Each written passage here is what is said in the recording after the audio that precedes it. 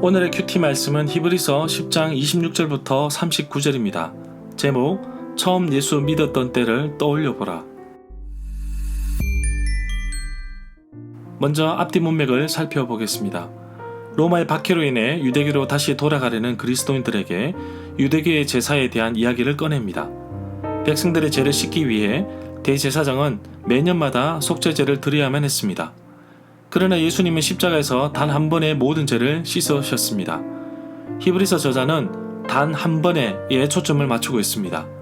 또 유대교에 있는 성전, 성소, 성막은 하늘에 있는 것의 모형일 뿐이라고 말합니다.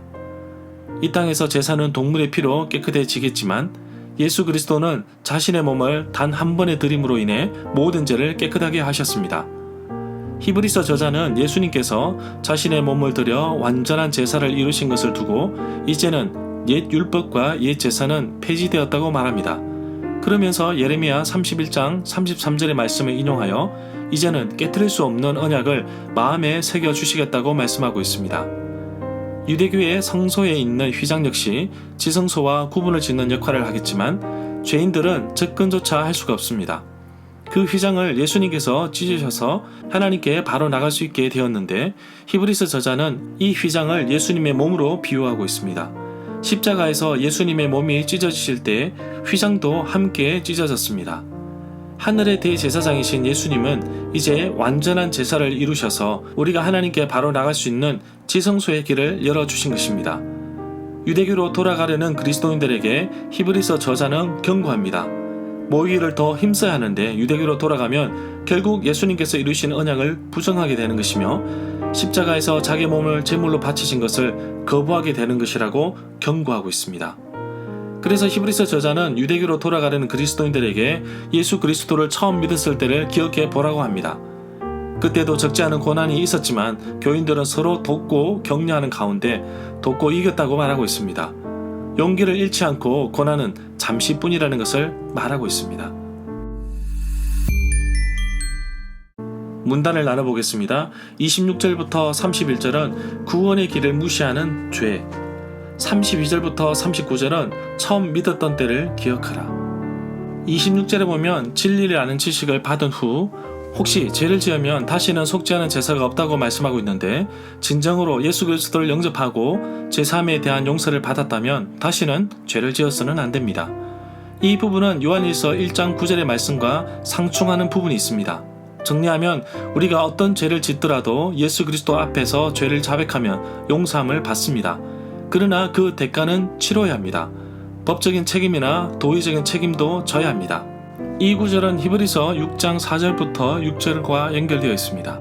다시 속죄하는 제사가 없다는 말은 두 번째 회개가 없다는 말인데 유대교로 돌아가려는 그리스도인들에게 경고하는 말로서 회개, 세례, 성령 받음을 통해서 새롭게 된 삶을 다시 완전히 되돌려 과거의 삶으로 되돌아가는 것을 엄두에 두고 하는 말로 해석할 수도 있습니다.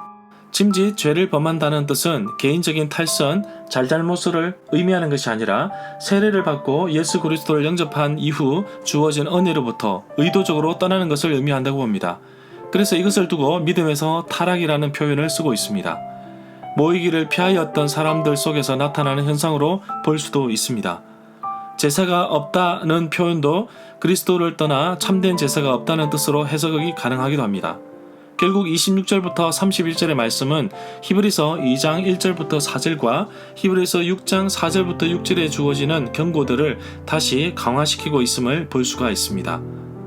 29절에 보면 유대교로 되돌아가려는 그리스도인들에게 주어지는 경고의 메시지입니다. 주어진 언약을 모독하고 거절하는 행위에 대한 처벌 역시 강조하고 있습니다.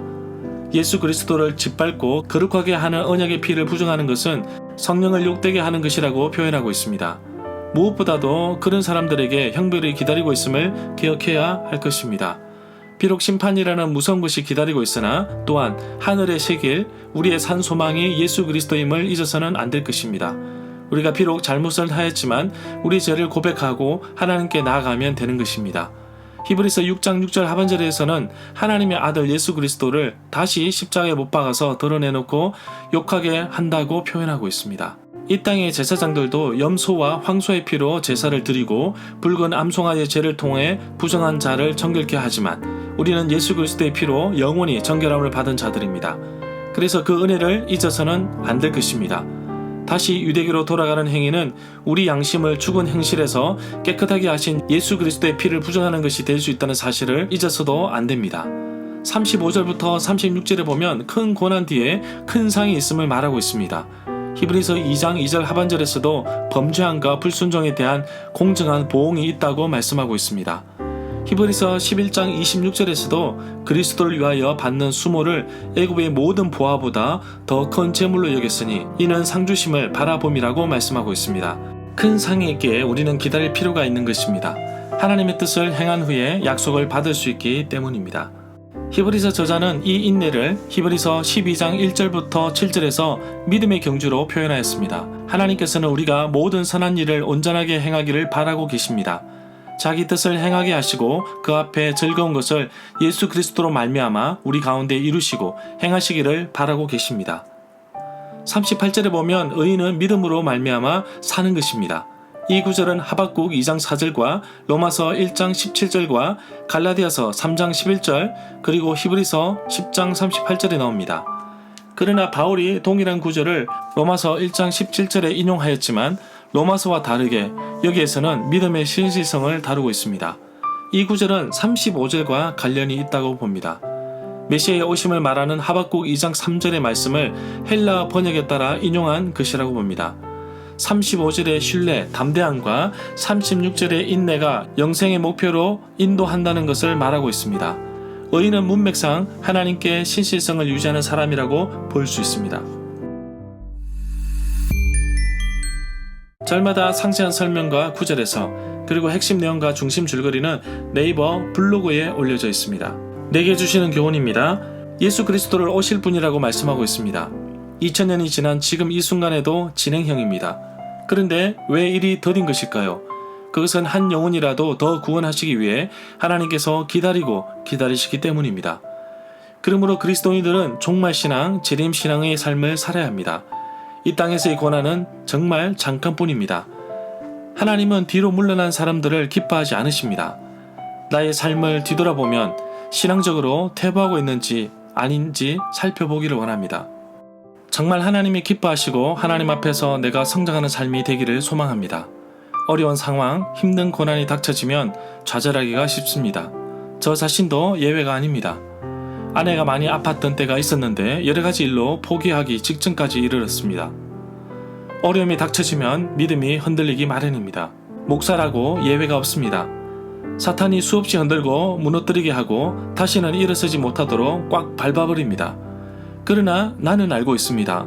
어떻게 하면 일어설 수 있는지, 고난 속에서 내가 어떻게 해야 하는지 알고 있습니다. 고난은 변하지 않습니다. 단지 변하는 것은 고난에 대처하는 나의 모습입니다. 위기에 처한 성도들을 서로 격려하고 도와주었듯이 힘들고 어려워하는 분들을 격려하고 이끌어야 할 것입니다. 위기 속에서 빛나는 소망, 위기 속에서 소망의 약속을 붙잡고 살아가는 신앙의 삶이 필요할 때입니다. 주님이 함께 하시면 흔들리지 않습니다.